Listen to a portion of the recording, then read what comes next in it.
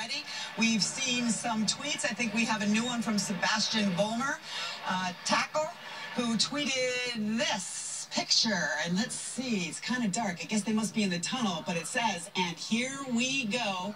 Parade is about to start." So there, it's official. We know they're getting ready to start heading down Boylston Street, and the crowd is going to be oh so happy to see them. By the way, we've seen a couple of other tweets today. Martellus Bennett and Julian Edelman tweeting out today, and that's a good time for me to ask you, please, if you're out there or you're texting with any of your friends who are out there, we would love to get some tweets, pictures, thoughts, whatever. Just makes this Super Bowl celebration all that more fun. So you can tweet us to Pats on 7.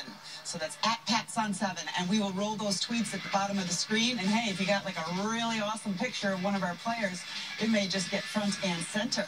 So how about that? And how about these crowds? Hundreds of thousands of people.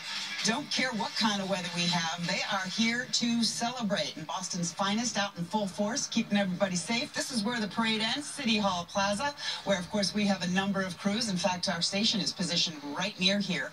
And this is where it ends. Here is where it begins. And it